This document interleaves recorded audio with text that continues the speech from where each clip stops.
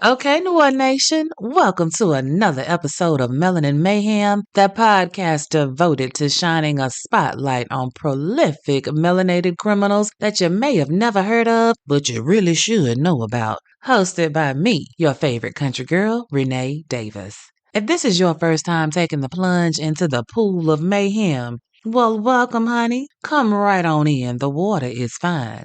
And to the card-carrying members of the Noir Nation, ooh, child. I couldn't wait to talk to my good Judas this week. Y'all ain't gonna believe the shit I'm about to tell you about today. Like, I swear that could have been the title of the episode. I really went back and forth thinking about naming the title of this episode. Y'all ain't gonna believe this shit. But, I try to keep the countryness to a minimum sometimes. Y'all know I get real proper sometimes, and I try not to take too many liberties with the titles because I want to draw you in. But baby, y'all ain't gonna believe this shit. Y'all are going to swear that I am making this shit up, but I promise you I'm not. I will be posting my receipts online and in the group chat. But yeah, this story today, much like all of the other ones, but today's story is full of fuckatry, shenanigans, niggatry, and audaciousness rolled into one motherfucker. And pause for a moment. I know some of y'all be like, Renee, I love you, but I'm a Christian. Stop all that blasted cussing. I be trying, but it's hard, especially when these stories get real deep. And sometimes only a well-placed motherfucker will do. But I'm gonna try. We're gonna try some things, okay? Work with me. I'm gonna work with y'all.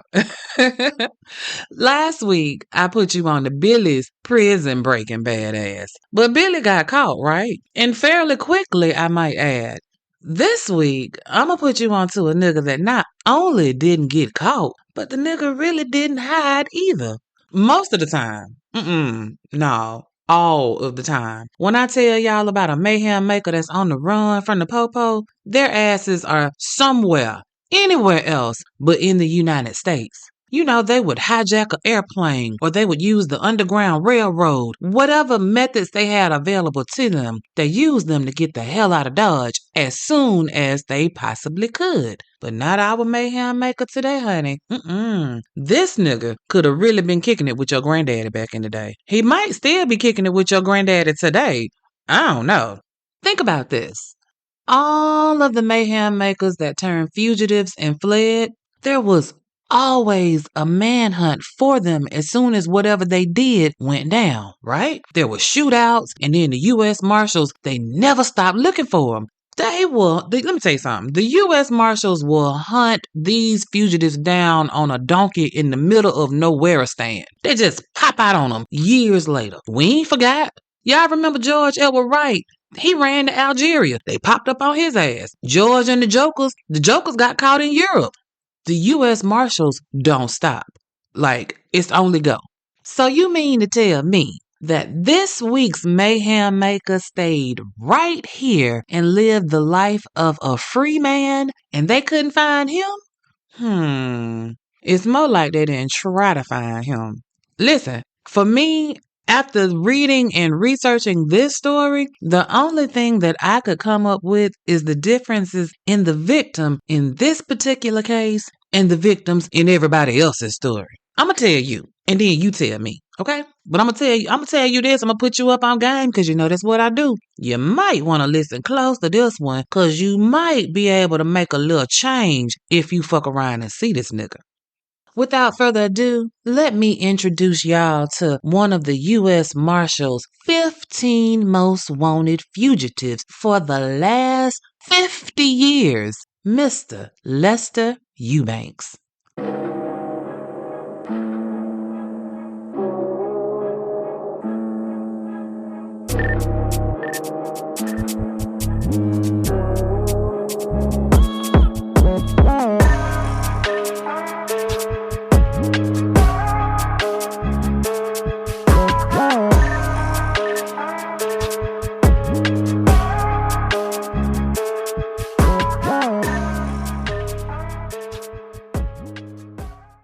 Lester Eubanks was born October 31st, 1943, and I couldn't find anything on his mama. I mean, not even her name, but she was around. So for the purpose of the podcast, we just gonna call her Mrs. Eubanks. Now his daddy, man, I couldn't get enough information about his daddy. His daddy was Mose Eubanks, and he was a Baptist preacher. Lester had 6 brothers and sisters, and we're gonna talk about the Rev a little bit later. But as far as Lester, he grew up in Mansfield, Ohio, which is right smack in between Cleveland and Columbus. It's not a big city, but it's big enough. And Lester, he was artistic. He was gifted with a paintbrush, like could do magical things. And he was also a martial arts enthusiast. Went all the way to a black belt. Look, every time you saw him, he had a pair of nunchucks in his hand. But you know, with a daddy that preaches the word of God, Lester was known around the town. You know what I'm saying? He wasn't an unknown person in Mansfield. He was a PK, preacher's kid. But you know, those PKs can get into some shit, and Lester wasn't no different. You see, Lester had a problem with being aggressive with the girls. See, in 1959, when he was 16, he caught a case in juvie court for sexual assaulting a 12-year-old girl. Now, I'm sure his daddy had something to do with him getting a slap on the wrist for messing with somebody's baby. Maybe, just maybe, if the full weight of the law had come down on Lester's young ass, it might have set him straight to understand that your actions have consequences. Your daddy can't save you from everything. But that didn't happen, so we just gonna press on and I'm gonna keep on telling you about old Lester. Now, as normal, there's not a lot of background on Lester, but there's enough. One thing I'm gonna tell you, Lester was fine as frog hair. I ain't gonna even hold you. Ooh, honey. And that's what makes it so messed up because what a waste. Like a young man, talented, artistic, easy on the eyes, and he know God. Y'all know that's the start of the Sierra prayer. It should be a good story. And it is. Don't get me wrong. It's just good in the worst possible way. You see, Lester graduates around 1960-ish, and he goes into the Air Force, and he works as a medic, does a quick 4-year stint before he is back in Mansfield, landing back in his hometown somewhere around early 1965-ish, right? Well, he lays around and hangs around and does what young adults do. And we don't hear nothing else about Lester until August 19th, 1965, just a little later into the year after he came home from the military. Well, on that particular date, August 19th, 1965, Lester assaulted a 18-year-old waitress, young girl, working alone in her family's restaurant. Her and Lester was in there by themselves, she checking on him, whatever. He grabs her, drags her behind the counter, and starts choking her out until she loses consciousness. And then he do what he want to do with her. And then he leaves. Like, what? She wakes up, calls her mom and them. They go to the police station. They arrest Lester. But guess what? He gets a bail. Like, hey, here's a court date. Just come back and we'll talk about those charges then. What? But okay, 1965. That's all we can do. And you might think that since this PK is into some real shit now, I mean, he got a court date, he might want to lay low and keep his head down. This is a good time to get into your Bible and brush up on some shit. But not Lester. You gonna see that he really ain't the lay low kind of dude. Lester is a textbook example of somebody that will spout Bible verses at you 1 minute and then will be trying to strong arm the coochie at you the next minute. Just straight up devil at the same damn time. Lester is super active in the church. I mean, he is a PK, a preacher's kid, right? He is one of those people that they point to at the street. Hey, Lester, how you doing? How your dad doing? How your mama doing? I mean, he's known. So why would you be out here doing this stupid shit? Because that wasn't the dumb shit. I mean, that was dumb, don't get me wrong. But this next shit that he did, you ain't even gonna believe. Just to give you a little bit of context about what I'm about to tell you now. Lester, when he comes back to town, he has his own little spot over at 339 North Mulberry Street in Mansfield. And it's been, at this point, about 3 months since he assaulted that waitress, and he's still waiting on his court date for her, right? Okay, I just wanted to kind of set the table for you a little bit. It's November 13th of 1965. Just another day for Mary Ellen Dina, She is 14 and had dreams of becoming a nun of all things. I mean, that's not a career path that you hear from many young melanated women, especially ones who ain't even Catholic. Mary Ellen was a Baptist, so that in and of itself, it makes Mary Ellen a rarity. VSOP, if you will. She wanted to be a nun. Okay, come on, baby. Well, November 13th was a Saturday, and it just so happened that the belt on their washing machine had broken and the clothes had started piling up. So Mary Ellen's mama sent her and her 12-year-old sister to the laundromat to go wash some clothes. Okay, the girls, they get in a taxi and they take a ride to the half-hour laundromat to wash their clothes. This is not out of the ordinary by any stretch of the imagination. Mary Ellen is a teenager. Her little sister is a preteen at 12. I mean, they can go and wash some clothes, right? And then I'm thinking, the day must have got away from the girls because they didn't leave to go to the washing mat until like 10:30 that night. But again, they took a taxi there. It's not like they were walking to the laundromat or anything like that. So it's all good, right? I mean, sure, it's late, but we talking the 1960s. The world was supposedly a little bit safer than it is right now, right? Nate, they're going to be all right though, right, Nate? Sure, they'll be fine because their grandmother also stays right across the street from the laundromat, so they got to be good, right? Well, they washing clothes and everything is going fine until they run out of change. And I don't know what kind of laundromat they were in, but for whatever reason, Mary Ellen had to leave the laundromat that she was at and go find change. Well, first, she walked down the street to the gas station. There was a gas station on the corner. But when she got there, she couldn't get no change from them either. While it's not ideal, Mary Ellen is thinking she's going to try one more spot because they really got to finish these clothes. So she run back to the laundromat and tell her sister that, hey, couldn't get no change, but I'm finna go over here to this other laundromat, a couple of streets over on North Mulberry Street, and I'm going to get some change over there. So now that she's told her sister that she's got to try to go one other place to get some change, she walks to the other laundromat over on North Mulberry Street, and she was able to get the change that she needed. Okay, great. Now she quit walking back to where she left her sister in the clothes at, and it is here that tragedy strikes. Remember I told you that Lester lived on North Mulberry. In fact, he lives just 2 doors down from the laundromat that Mary Ellen just got this change at. And he done seen Mary Ellen doing all this back and forth looking for change. So he's standing outside on the sidewalk. He hears Mary Ellen running towards him and he kind of steps off to the side. Now Mary Ellen, she's intuitive. She must have felt like something was off. So she kind of pauses and she asks Lester, why you just standing there? And Lester was like, I don't like people walking up behind me. So Mary Ellen is still wary, and so she just trying to slip by him, but it's too late. Lester snatched Mary and drug her behind a vacant house at 325 North Mulberry Street. He is trying to rape her, and Mary Ellen is not having no parts of it. She's screaming, she's trying to fight him off. Do y'all know that this nigga pulls out a pistol and shoots her twice in the stomach? Lester! So shit, he just shot Mary Ellen. He looking around, he thinking somebody might have heard it, so he gonna run back to his house, which again is right there. He get in the house, he empties out the gun, he put the bullets in a paper sack, and then he starts to thinking, what if she ain't dead? It's been about 15-20 minutes, he ain't heard no sirens or nothing. So Lester, for whatever reason, take the gun and the paper sack with them bullets in it and he go back to where he left Mary Ellen. And sure enough, she is not dead. Baby, this puss-ass nigga dropped the gun and the bullets and picked up a brick and commences to beat Mary Ellen in the head. And then, after he done beat this 14-year-old girl in her head, drops the rock, goes back to his house, changes his clothes, and then go over some chick house. Oh, it gets better. Wait.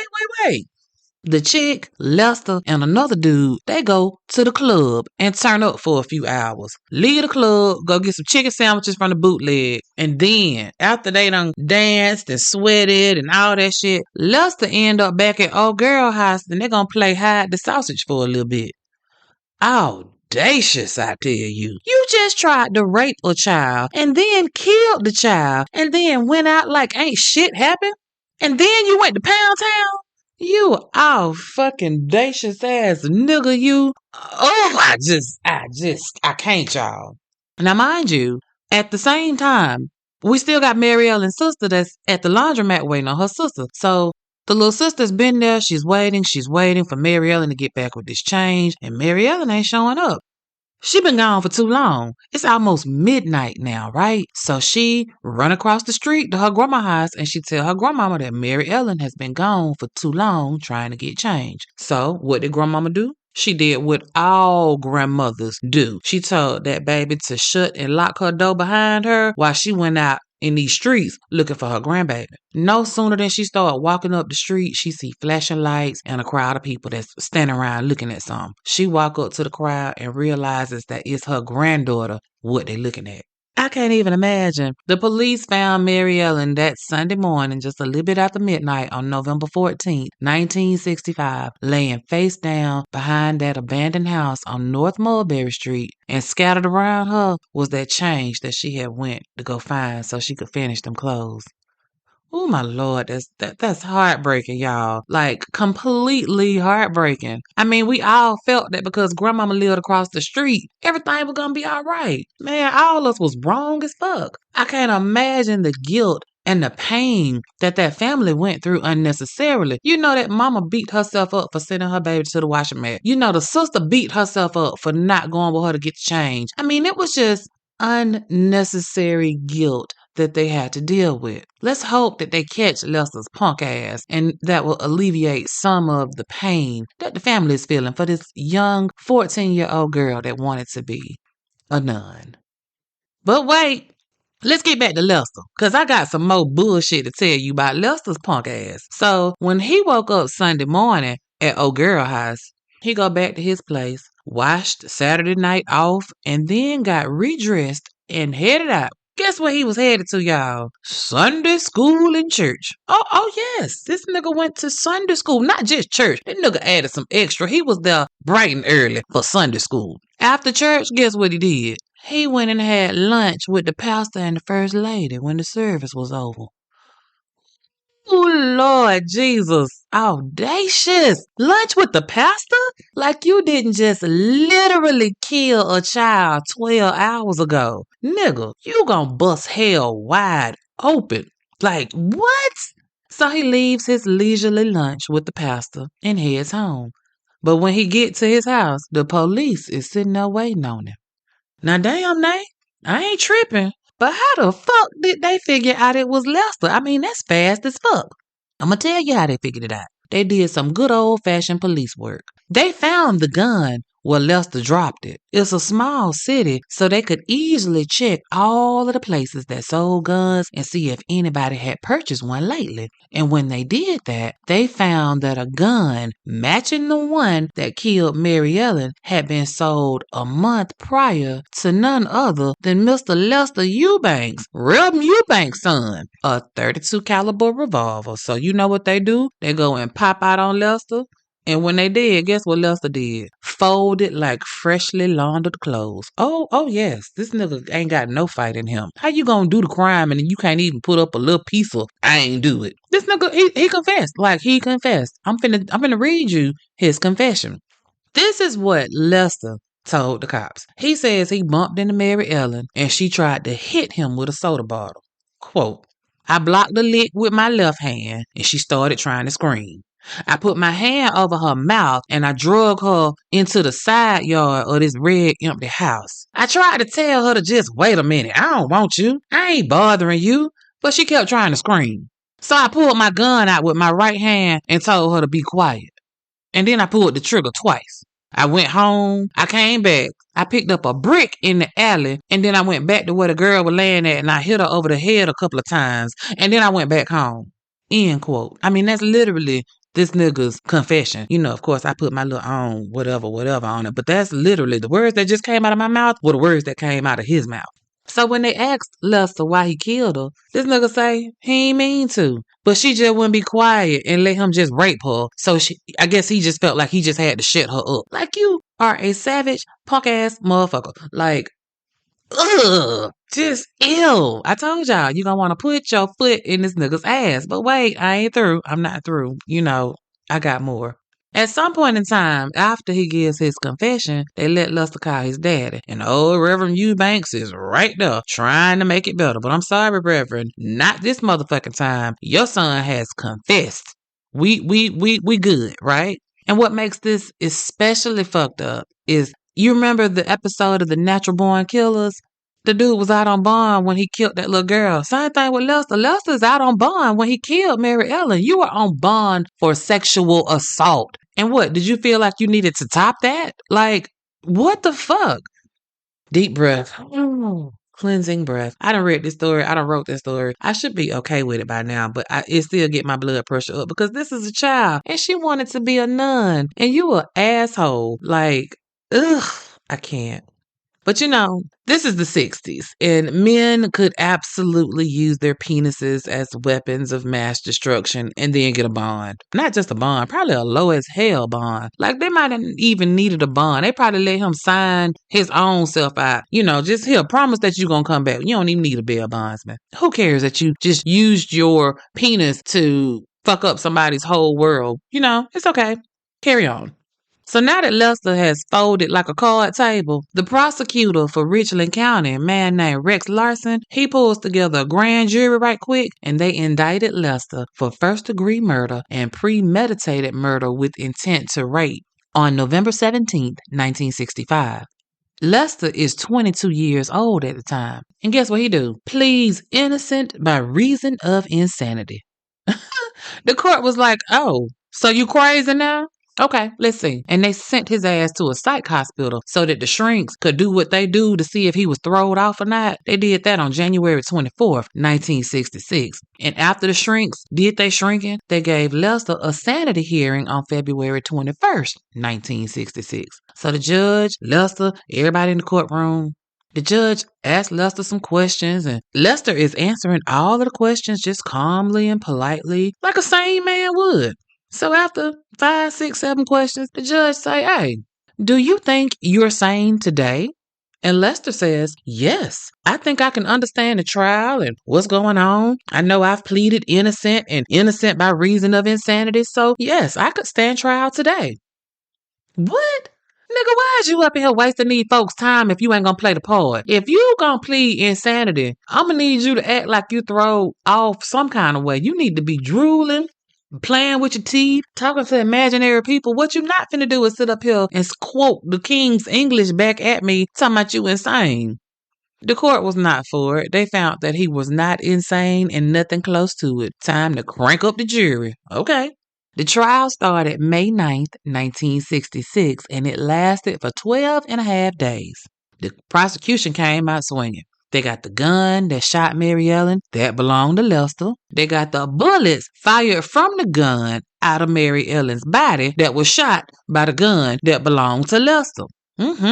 They got blood on Lester's jacket. They know that the blood is human blood. Now, this is the 60s, so DNA was not a thing yet. They didn't have the technology to prove that it was Mary Ellen's blood, only that it was human blood and it wasn't Lester's blood.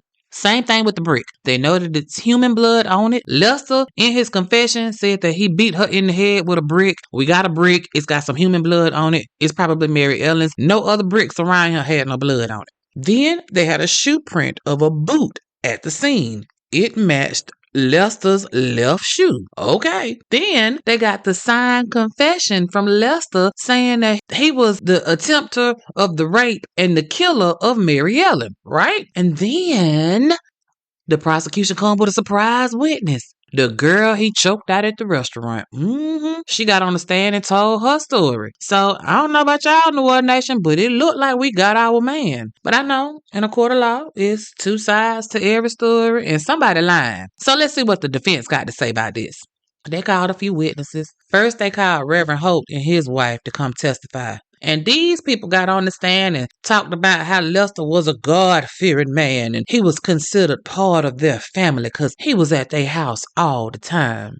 And that don't mean shit because clearly the nigga got some killer in him. He got some of that raper in him. Can you please sit y'all ass down, Pastor and First Lady? Have several seats. But I'm going to tell you this. In the 60s, it must have been the move for the accused to get on the stand and testify in their own defense because Lester's punk ass took the stand. Oh, yes. He got up there and started shenanigans again and again. I mean, just shenanigans all around. So he get on the stand and, tell his little story. And so then the prosecution get up and start asking them questions. Prosecution say, they said, well, Mr. Eubanks, is this your confession? And Lester said, yes, that's my confession. And then the prosecutor says, is this your signature on the confession? Lester said, yes, that's my signature. I signed it.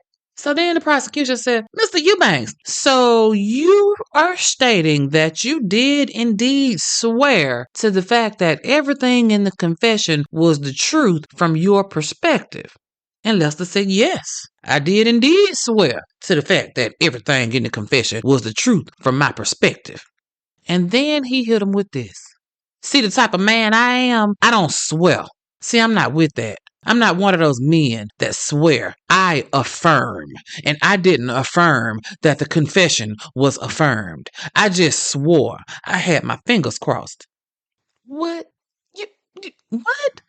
Yes. This nigga just sat there just as straight faced with this bullshit. I mean, kudos to the prosecutor, because I can't tell y'all how many times I don't want to just reach out and slap my screen. That ain't even Lester's ass, but his face was on it. I just wanted to reach out and slap his ass. Cause sir, swear and affirm mean the same goddamn thing. Stop playing in these people's faces. They are not here for this tomfoolery.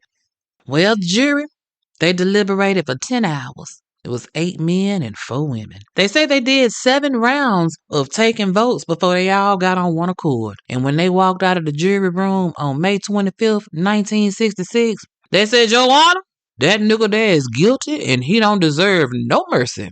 They say Lester took it like a G. He ain't show no emotion, but guess what? Serves your punk ass right, nigga. The judge was like, bet. Thank y'all for your time and your service. We're going to come back in here tomorrow for the sentencing and wrap this thing on up. Okay. Couldn't draw it to me. The defense lawyers, let me tell you how they were throwing shade. Now, the minute after Lester was convicted and they walked outside the courtroom, you know how they had the reporters out there wanting to ask questions, right? The reporters were out there and they were like, what are you going to do? Are you going to file an appeal? The court-appointed attorney was like, I'm sorry, I don't know what Lester and his family intend to do or are able to do, but we have completed our court-appointed task of defending Mr. Eubanks. In other words, Lester, the killing ass molester, is on his own now. Cause we done. Okay, so Lester is found guilty by a jury. And in Ohio, if the jury does not recommend mercy, first-degree murder means the electric chair automatically. So old Lester, this killing molester, that ass is as good as cooked. The only thing now is to determine what day they were gonna fry that ass. Okay, and that's what they did. When he came back to court, they decided that October 27th, 1966 would be the date of his execution. That's like 5 months later. And they began the processes of getting their ducks in a row to cook this nigga. And in June of 1966, they took Lester from the county jail to the state penitentiary, moved him to Death Row Boulevard. But y'all know, this is the 60s. It's not going to happen that fast. I mean, 1960s is a far cry from the 1860s when shit happened all in the span of a week. They don't move that fast in the 60s. Lester's new attorneys, they file appeal after appeal after appeal because, again, death penalty cases, they automatically come with a shitload of appeals. And they do this for like the next 6 years. Now, they file them, sure, but all of them are denied. Nope. We are not trying to hear nothing y'all trying to say. Again, everything at this point seems pretty cut and dry, right? You can appeal all you want, but eventually, we gonna get your ass. Well, unfortunately, they are not gonna get his ass. See, even though they had the death penalty in Ohio, they hadn't actually executed anybody since March 15th, 1963. Now, again, that's not to say that there weren't criminals on death row, because there were. They just kept getting their execution stayed when their time came. And Lester would be no different. His appeals kept the death date at bay. But again, it's only so many times you can file before you ain't got no more. And at the very end, Lester was 3 days away from his execution date when he got a reprieve that nobody could have seen coming. The Supreme Court ruled that the death penalty was unconstitutional. So the law of the land became, you can kill somebody, but we can't kill you. At least not right now, till we figure some shit out. We're going to try again later. So in 1972, when this came out, Lester's sentence gets commuted from a death penalty to life in prison without parole. That means now he gets to move off of Death Row Boulevard and into general population. Okay, well, at least the nigga's still doing time, so all ain't lost, is it, Nay? You know this is Melanin Mayhem, and this nigga gotta have done something more to get bought in front of the congregation. Let me tell you, y'all ain't gonna believe this shit. Lester's ass was slick. You probably figuring it out now. But once he got off death row, this nigga turned into a model inmate, and he started getting in good with the guards, and boom, his life started opening up for Lester's sexual assault and killing ass. The prison thought that Lester was rehabilitating nicely, so they thought it would be a good idea to put him on a program that allowed prisoners to do stuff like regular people that were not criminals while they were still locked up. What? What kind of program is that, Nay? Well, the prison thought that in an effort to rehabilitate and reacclimate the inmates, that they should try to implement new ways of how to treat the incarcerated. And if you ever saw Shawshank, you saw a little bit of it. You remember when Andy got the library stocked up and they was in there listening to music and shit? That was really a thing. Prison reform at first was trying to treat inmates like they weren't inmates. And that is a noble gesture, but it's also one that is ripe to be abused by the crafty convict. And once Lester got in general population, they treated that nigga to art classes and supplied him with canvases and paints for him to express themselves. And I'm cool with all of that, right? I totally believe that people need to keep their mind occupied when they're behind bars. And if the arts will help rehabilitate it, I'm all for it. I don't care if it's arts and crafts, pit bulls and parolees, cats and convicts. I'm with all that shit, as long as it takes place within the walls of the prison. Right? Well, in Ohio, they took that shit way further. I'm talking about what they say, give a nigga an inch, they take a mile. These people took a whole trip cross continent. I'm talking, they went so far, it's one of those who in the hell left the gate open batshit crazy ideas. I can't say it enough. Y'all ain't gonna believe this shit.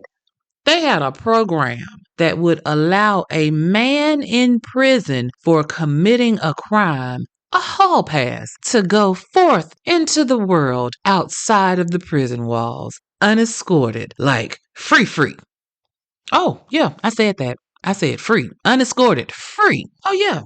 If they were a part of this platinum super trustee program, they lived in a special unit of the prison. Again, I'm fine with that because you still in prison. I don't care if they got you on the east side and they got everybody else on G block. I don't care. You still in prison. But this is where they went further. Not only did they have a special unit that they lived in, they could also go and enjoy a football game or a carnival or go to church or a shopping trip. Honey, pick your mouth up out the ground. Ain't that some shit? Just imagine, you at a Cleveland Browns game, and the nigga that killed your baby dad is sitting there cheering and carrying on.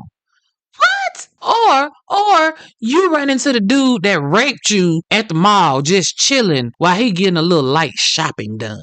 Like these men have not been sentenced by a court of law to be in prison. What in the entire fuck were the powers that be thinking? I mean, this don't even sound good on paper. I know because I wrote it down and the shit didn't sound good even on the paper. What could possibly go wrong? Like 1,000 things. Too many to name them all in this podcast, that's for sure, but we can start with this. Lester is in prison for life without parole. That means he is never rejoining society. Add to that, this nigga been putting niggas on their back since he walked into the prison. His record shows it. Assault, fight, assault, talking off to the guards. I mean, why is his name even being mentioned in conjunction with the Super Platinum Trustee Program? I know why.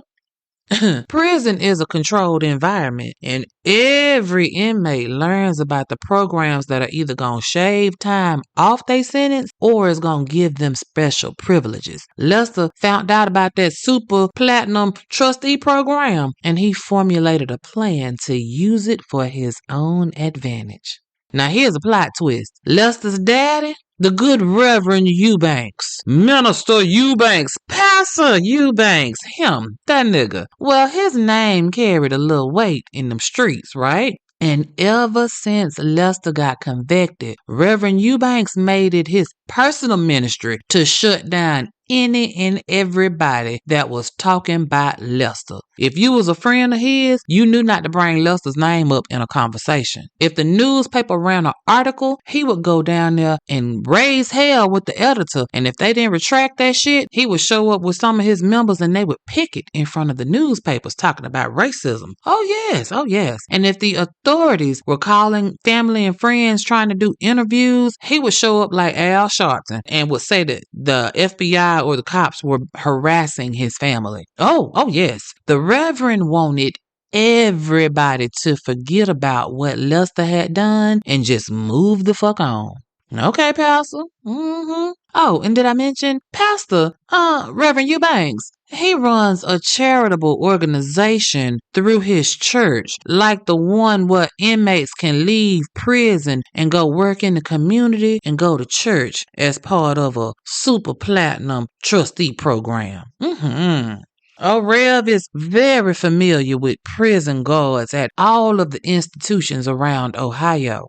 I'm sure that the Rev probably prayed for some of them and that they held him in high esteem. We did that. We still do that. If you still believe in organized religion, the pastor is at the top of the chain, right? So if the pastor suggested that maybe his son Lester might be maybe a good candidate for the super platinum trustee program, and that it sure would be good if a God-fearing CEO would write out a recommendation letter for Lester to join the super platinum trustee program, God would surely bless them. I'm just saying. The fix was in. Tell me how this nigga go from death row to super platinum trustee in the span of a year and some change. Ain't no goddamn way. But come on, I ain't done. I told y'all ain't gonna believe this shit. So you can probably guess, Lester, with his daddy pulling some strings in the background, he used his newfound freedom now that he off Death Row Boulevard to start shenanigans again. Started getting in cozy with the warden and shit. And for an inmate, that nigga Lester was booked and busy. Like, his visitation was popping. Once a month, he always had somebody coming up in there. Family, friends, a couple of ladies, and of course, always Reverend Eubanks was always up in the number one more time if they was opening the doors, right? But according to the streets, in 1973, right around the holidays, Lester's visitation tripled. Now he got visitors coming to see him every week. But visitation ain't supposed to be but once a month, right? Lester got to go ask for special permission from the warden to be able to see all his people. It's almost like they was planning something. In my mind, I'm just wondering, sir, y'all do know that this nigga is supposed to have been fried like a Thanksgiving turkey. Why in the fuck is he even being considered for special privilege anything, right? Y'all didn't think for 1 minute that Lester might have been plotting? That y'all were being set up from the giddy up? Okay. I ain't gonna say nothing. But baby, just like clockwork, shit started falling into place. You see, the super platinum trustees got to go on an unsupervised trip to the mall at Christmas time. And wouldn't you know it, this year, the first year Lester's name get thrown in for the super platinum trustee program, he makes the cut to go on an unsupervised trip to the mall. On December 7th, 1973, Lester and 3 other inmates were given a hall pass to go to the mall and do a little Christmas shopping. I told y'all wasn't gonna believe this shit. As you can see, I wasn't playing. So yeah, they dropped Lester and them off at the Great Southern Shopping Mall in South Columbus. They dropped them off and told them to be back at the pickup spot at 2 p.m. Now mind you, they dropped them off at 10 o'clock in the morning, dressed in regular clothes, and then drive the fuck off, leaving these inmates to kick it for the next 4 hours like regular non-convicted citizens. I'm gonna just let that sit there for a minute and marinate in the air. That if you was around in Ohio in 1973, it was a possibility that while you was out and about, the people that you was out and about with were actually convicted convicts at the time in prison for some serious ass crimes. Did y'all know about that, Ohio? So let's go back to Lester. This don't even sound right on paper, y'all. I don't understand it, but Lester gets dropped off. And it's Christmas time, so you know the mall was packed. It's people everywhere. The convicts split up and everybody go off their own way to go do their own thing. Who could have ever thunk that an inmate would or could run the fuck off? Stevie Wonder and Ray Charles could have seen that shit. Well, it's 2 p.m. and the guards are back to pick up the convicts from a day of shopping and whatnot. And the other 3 inmates are where they are supposed to be at 2 o'clock on the dot. But guess who ain't there? Lester. They wait around for like 15 or 20 minutes before they decide that Lester has flown the coop. And you know what they did? They got in the bus and drove the fuck back to the prison. What? Wait, Renee, you just wait a doggone minute here. The helicopters, roadblocks. I saw Shawshank. What are sirens and the dogs? What you mean they just got back on the road and drove back to the prison? Just what the fuck I said. They got back in that bus and drove 30 minutes back to the prison. Parked the bus, walked into the prison, went to the warden's office, and then told the warden that Lester was AWOL. Them sapsuckers didn't even stop at a payphone on the way and alert somebody. Okay, Nate. So surely, now that the warden knows, this is now when the sirens and the roadblocks and the helicopters and the dogs come out, right? Nope. Sure didn't. It would be 2 hours later before the warden called the Ohio State Police to report Lester a fugitive. Nay, I know you lying. I know you lying now. Honey, I wish I was, but you know I spits nothing but the truth to y'all. See, y'all already know what it is though. Come on now. They were embarrassed. This nigga didn't break out like Andy Dufresne did through a sewer pipe to freedom. Oh, they gave this nigga a ride to freedom, dropped him off and gave him some money. Think about it. They were actually the first to aid and abet Lester. If you really just think about it, they took that man that was supposed to be dead for killing somebody's child and gave him an allowance and dropped him off at the mall like a parent would a teenager. They were embarrassed. They knew that this was not going to go over well with the public and they did not want to face the music. Especially since there had been other felons that had walked away while on the Super Platinum Trustee outing. Oh yes, this Lester wasn't the first. It actually was 5 that they reported, which you know, if that's the number that they're giving, I'm going to say we triple that. But of these 5 that they reported walked away while they were out on a Super Platinum Trustee outing, 2 of the convicted murderers walked away while they were at the Ohio State Fair. Then there were 2 other convicted murderers that escaped from a mall. And then there was also a man who didn't kill nobody, but he was in prison. And they took him to a Cleveland Brown game. Cleveland Brown versus the Houston Oilers at the stadium in Cleveland. And he just walked away. Like these people were driving the cons all over the state of Ohio to have a night out on the town. Lester was the last one to slip away from the mall before somebody realized this is a bad idea.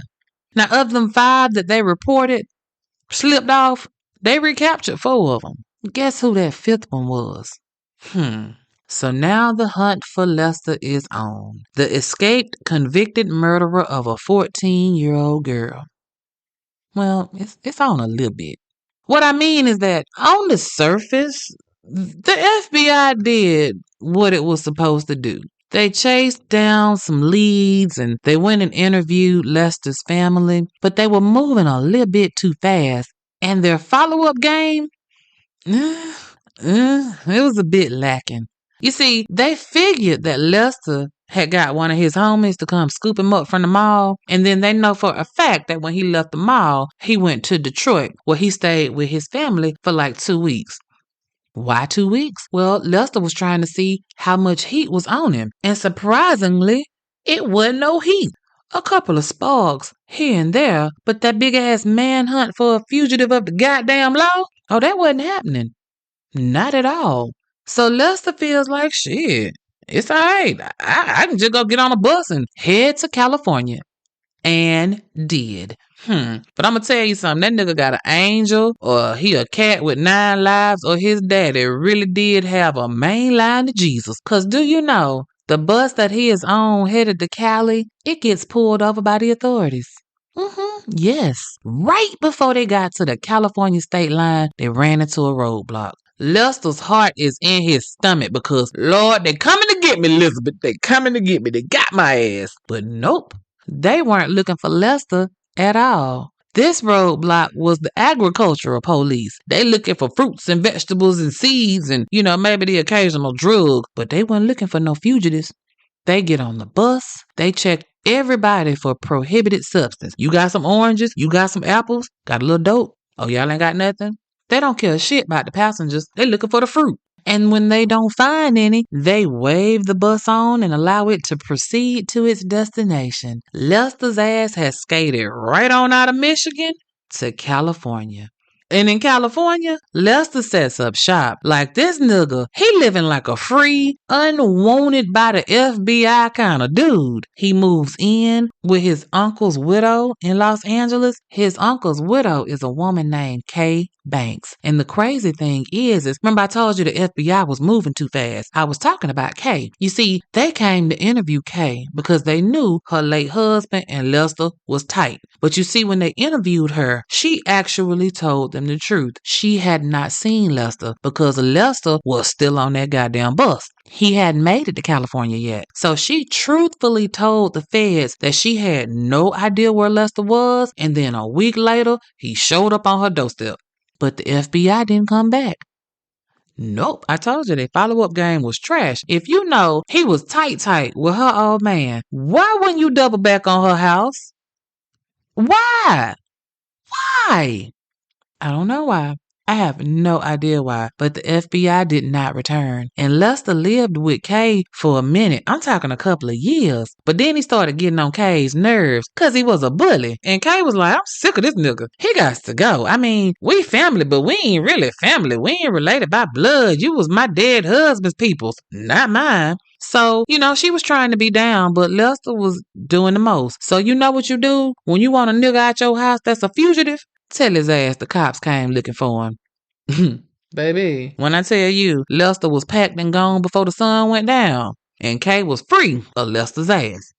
Lester now goes by the name Victor Young. He's a hustler and a painter, and this is how he signs his work when he's painting. He's Victor Young. And Lester's out here living off the women that don't mind a questionable man with no steady job. Some women like the starving artist. He's so good. He's so passionate. He's so broke.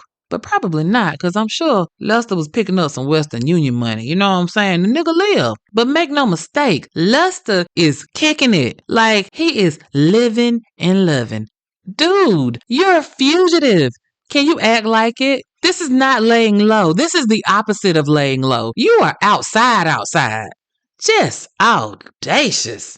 According to Kay, he chose the name Victor Young, and then he went and got a hunting license. Now, this was smart because you didn't need an ID or fingerprints to get a hunting license. Whatever name you put on the application was the name they was going to put on your license. And then, in turn, a hunting license could be used as ID if you got caught somewhere and you needed to show your ID. Smart. Ingenious. So this nigga is bebopping around a little bit all over LA, and then he moves to Gardenia, California. Lester, aka Victor, he gets a job working in a mattress factory, and he works at this mattress factory until the mid-1980s. Y'all, Lester been on the lam for more than a decade, and nobody from the FBI or the U.S. Marshal's office can find this nigga? Like, Lester clocking in, he getting overtime. They got time cards and everything, and y'all can't find him? Okay. I told y'all we were going to circle back to his daddy, Reverend Mose Eubanks. Please believe that Lester kept in contact with Reverend Eubanks, and Reverend didn't tell nobody but God. The FBI knew that Lester was in contact with his daddy, but they couldn't pin him down because Reverend Eubanks was lit. I mean, they got his phone records thinking that, they were going to be able to find the calls that Lester made to the Reverend or that the Reverend was making to Lester, but they couldn't figure out which calls were which because the Reverend talked on his phone all the time to people all over the world. Yeah, he was one of them turned up preachers. Like, the Reverend's phone records show that he would make and receive hundreds of calls a day. Any one of them calls could have been Lester, or it could have been somebody that he was getting in contact that was going to help Lester. You also need to understand that they have a really big family. Remember, the Reverend got 7 kids, and them 7 kids, they got kids, and nieces and nephews and uncles and cousins and all of this, and they scattered all over the U.S. and Canada. I'm talking Michigan, Florida, Texas, Alabama, California, and Washington. So the working theory from the FBI's perspective is that the family been the Underground Railroad for Lester all these years. He just bounces from place to place. And in this family, they must have been part of Encanto, because just like we don't talk about Bruno, they don't talk about Lester. We'll shut you down with the quickness. I ain't got nothing to say. I said no comment. But melanated people, even when we ain't got shit to say, we got some slick shit to say. Y'all know what I'm talking about. So while they was talking about, I don't have nothing to say, then they would hit up with some shit like, Lester ain't bothering nobody. Or, you just need to let the past be the past and leave people alone. All this slick shit trying to make it like Lester the victim. But you also confirming that Lester is still alive, because if he were dead, you wouldn't be talking about him in present tense, right? And you also know that if you talk to enough of the street committee, they gonna do what the streets do, which is drop dimes. This nigga Lester, he done been back to Mansfield for funerals and family reunions and shit. Like, sir, you is a fugitive. What are you doing at the cookout? I'll tell you what he doing at the cookout. Ain't nobody really looking for Lester. Not really. Not even on paper, because there was a time when somehow the arrest fugitive warrant wasn't even in the computer for Lester no more. Like, how the fuck that happened? Eventually, somebody from the old police that was around when these crimes went down and remembered Lester's punk ass, they went looking for Lester, realized he wasn't in there, and put the proper paperwork back in the system. But again, how the fuck does that happen? How often does that happen, that a fugitive of the goddamn law ain't even in the system no more? Breathe, name, breathe. Oh. I could just slap the shit out of Lester. Baby, 2 times in the 90s, America's Most Wanted ran a segment on Lester, but clearly nothing came from it. Whenever some cold case squad would come across Lester's case, they would always go back to his daddy. And every time they questioned Reverend Eubanks about his son, Rev kept it 100 and wouldn't say shit about Lester. In 2003, he told them that in his mind, people can change and move on with their lives. Excuse me, what? I know damn well the Reverend didn't say that. See, that's why the folks don't go to church now. Your son did some foul shit and you out here cloaking for this nigga? What would Jesus do? That's some nasty work there, Rev.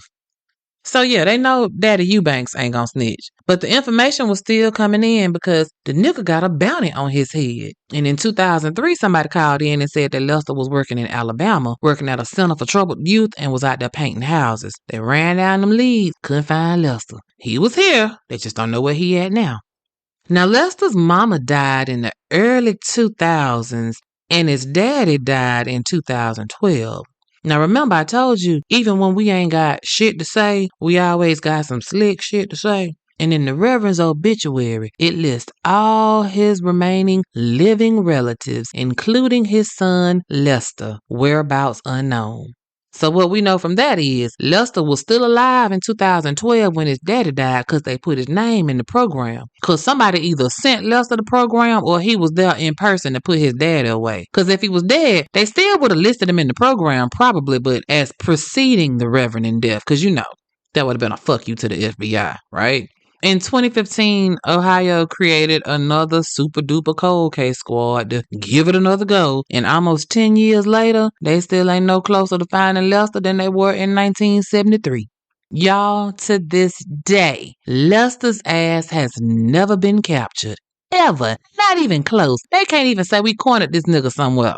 Never. And if he is still alive today, he is 81 years old and is on the U.S. Marshals top 15 wanted list with a reward for $50,000 for information leading to his arrest. 51 years is incredible to be on the run right here in the United States. That is amazing and frightening at the same time. Because, again, unlike the other fugitives that I've ever told you about, they might be free, but they ain't free on U.S. soil. They can't go and ride by their mama house or ride by their daddy house or go see their grandma grave or none of that. They have cut themselves off completely from everything that they know because the authorities are going to get them. But this nigga Lester, he didn't leave. He didn't even hide. He just played keep away. And he was good at it. Or was he? I mean, can we go back a little bit to the shopping trip escapade? Just a little bit. Think about this. If Lester had killed a white girl, do you think that he would have been allowed to go shopping and shit?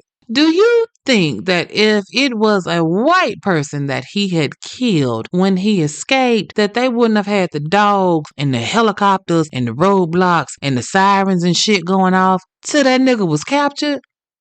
But then again, if it had been a white victim, Lester wouldn't have been nowhere near the outside of a prison. But it was a little black girl, so thoughts and prayers. That's all they got. Mary Ellen's family has had to live with this every day of their lives, that the nigga that killed their people was allowed to go Christmas shopping and walk the fuck away from his punishment. How agonizing that must have been, and probably still is for any of them that are still alive today. They thought everything was good. He did the crime, he got caught expeditiously, and he was given the maximum punishment. You can't ask for no more than that. Yes. I mean, at that point, Mary Ellen and her family could rest easy. And then to have this happen, that is the ultimate fuck you. Fuck you and your tears. Fuck you and your pain. We just let the nigga walk. So, on the one hand, this dude, Lester, pulled off a prolific escape and was able to elude capture for decades. That shit is epic. I can't even take it away from him. But at the same time, think about this. Lester could have been your neighbor. You never would have even known it. You or somebody that you love could have crossed paths with Lester. Think about that. We know Lester liked to lay hands. We know Lester was, from a child, aggressive with women. And we also know that in almost 50 years, Lester has been a free man without a care in the world. Oh, I got pics this week. I got plenty of pics, and I'll be posting them. We got some age-progressed pictures to show you what Lester would look like now. Y'all go ahead and take a look and see. See if you know this nigga. Maybe you seen him one time before. You know what I'm saying? I'm just saying, honey, take a look. In case you run across his ass in the future. I mean, there is that $50,000 reward out there just waiting for somebody to snatch it up. New Orleans Nation, that's good coin. Don't be out here blocking your blessings because you didn't look. Lester ain't the first or the last man to think that women are just property and not supposed to have dominion over their own bodies. Shit, look at what we're going through today. There are men that feel that they can snatch us up or grab us by the pussy whenever they want to, and we ain't supposed to put up a fight. We ain't supposed to say shit. Some of these men, you can tell, it's like a neon sign flashing over them that they bad news and you might want to stay far, far away. But then there are others that you can't tell. And Lester's story just goes to show that it don't matter how fine they are, because they can be handsome. Ooh, they can be nice. They can recite the Bible backwards and forwards. They can be preachers' kids. They can come from wonderful families, loving homes, and they can be some sick individuals whose family will help them evade justice for fucking you up or for fucking your people up. And just one last little tidbit about that super platinum trustee program.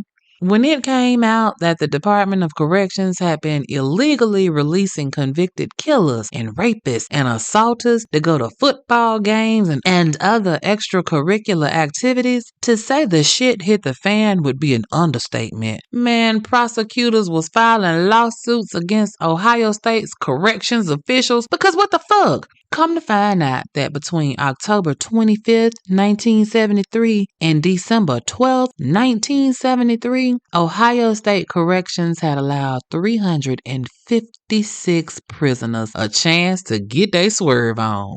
356. That's a lot of goddamn convicts. The people of Ohio was not for that fuckery and foolishness. Oh no, they shut that shit down quickly. Ohioans, because I know some of y'all are from Ohio, look up your history. Y'all was with that fuckery. Woo, child, wasn't that a mess? Just wow. I told y'all that y'all were not going to believe what I was going to tell you. But you can believe this.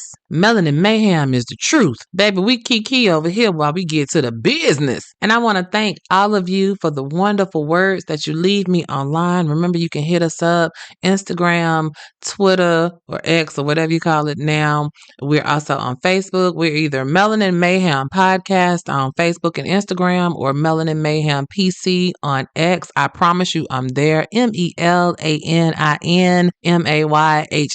I promise you I'm there. I promise you. You can look me up online. You can send me an email over at melaninmayhempodcast@gmail.com.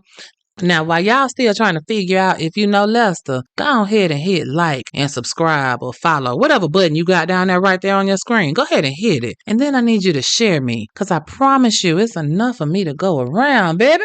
I hope that the rest of your week is smooth sailing and that the smiles and the laughs from today carry you until we hook up again next week. Until then, you know the drill.